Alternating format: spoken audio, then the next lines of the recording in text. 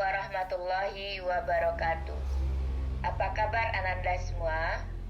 Semoga Ananda dalam keadaan sehat dan siap untuk menerima pelajaran hari ini. Sebelum kita mulai pembelajaran, sebaiknya kita berdoa terlebih dahulu. Berdoa mulai. Berdoa selesai. Pada kali ini, kita akan belajar tentang mata pelajaran ilmu pengetahuan sosial. Namun, sebelum kita mulai, karena ini adalah pertemuan kita yang pertama, tentu kamu belum tahu dan kenal dengan Ibu.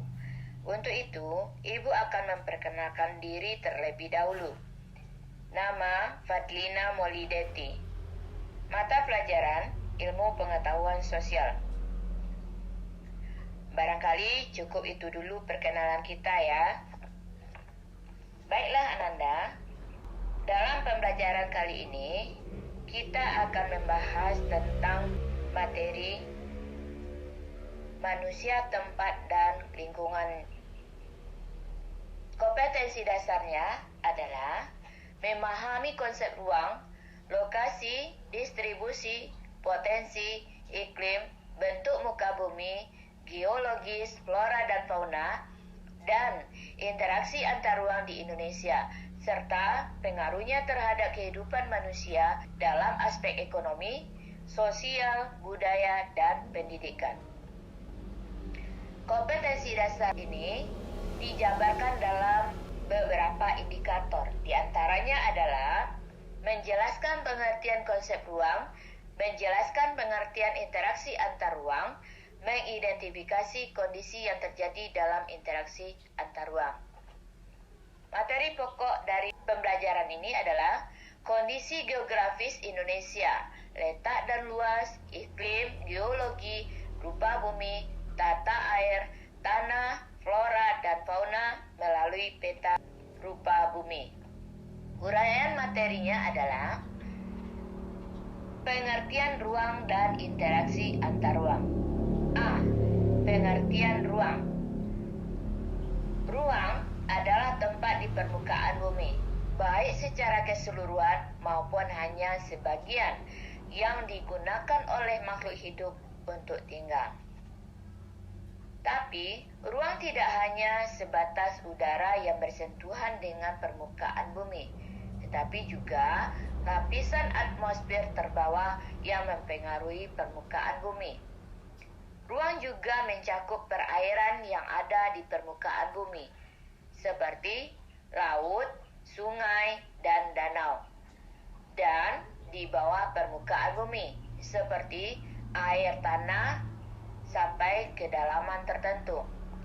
Ruang juga mencakup lapisan tanah dan batuan, sampai pada lapisan tertentu yang menjadi sumber daya bagi kehidupan. Setiap ruang di permukaan bumi memiliki ciri khas tertentu yang berbeda antara suatu wilayah dan wilayah lainnya.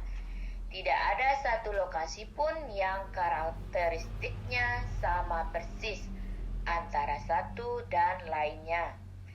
Perbedaan karakteristik ruang tersebut menyebabkan adanya interaksi antara satu ruang dengan lainnya, karena setiap ruang membutuhkan ruang lainnya untuk memenuhi kebutuhan hidup. B. Pengertian interaksi antar ruang. Menurut Mintarto 1987, interaksi merupakan suatu proses yang sifatnya timbal balik dan mempunyai pengaruh terhadap tingkah laku, baik melalui kontak langsung atau tidak langsung. Interaksi melalui kontak langsung terjadi ketika seseorang datang ke tempat tujuan. Interaksi tidak langsung terjadi melalui berbagai cara, misalnya dengan membaca berita, melihat tayangan di televisi, dan lain-lain. Interaksi dapat terjadi dalam 3 bentuk. Yang pertama, interaksi dalam bentuk pergerakan manusia yang disebut dengan mobilitas penduduk. Yang kedua, Interaksi melalui perpindahan gagasan dan informasi yang disebut dengan komunikasi. Yang ketiga, interaksi melalui perpindahan barang atau energi yang disebut dengan transportasi. Selanjutnya, ada beberapa kondisi saling bergantung yang diperlukan untuk terjadinya interaksi ke ruangan, yaitu saling melengkapi, kesempatan antara, dan keadaan dapat diserahkan atau dipindahkan. Kondisi saling melengkapi terjadi jika ada wilayah-wilayah yang berbeda komoditas yang dihasilkannya. Misalnya, wilayah A merupakan penghasil sayuran, sedangkan wilayah B merupakan penghasil ikan. Wilayah A membutuhkan ikan, sedangkan wilayah B membutuhkan sayuran. Jika masing-masing memiliki kelebihan atau surplus, maka wilayah A melakukan interaksi dengan wilayah B melalui aktivitas perdagangan atau jual beli. Kesempatan antara merupakan suatu lokasi yang menawarkan alternatif lebih baik sebagai tempat asal maupun tempat tujuan.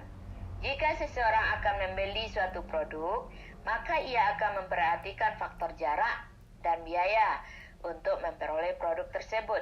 Contohnya, wilayah A biasanya membeli ikan ke wilayah B, namun kemudian diketahui ada wilayah C yang juga menghasilkan ikan.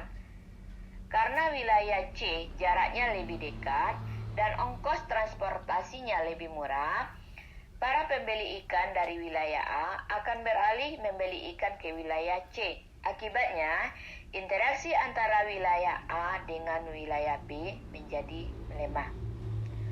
Kemudahan transfer. Pengangkutan barang atau juga orang memerlukan biaya. Biaya untuk terjadinya interaksi tersebut harus lebih rendah dibandingkan dengan keuntungan yang diperoleh.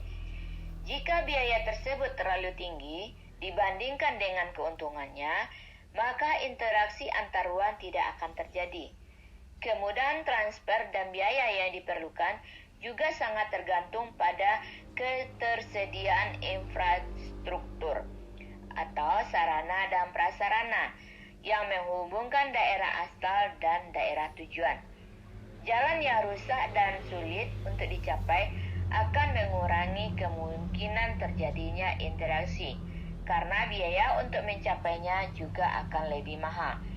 Sebagai contoh, seseorang akan menjual sayuran dari wilayah A ke wilayah B. Namun jalan menuju wilayah B mengalami kerusakan sehingga tidak bisa dilalui. Akibatnya, orang tersebut tidak jadi menjual sayuran ke wilayah B.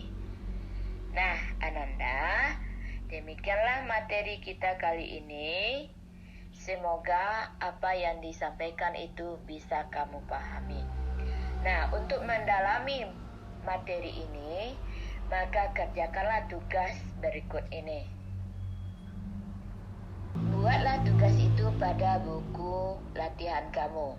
Kemudian setelah itu dikumpulkan. Terima kasih. Wassalamualaikum warahmatullahi wabarakatuh.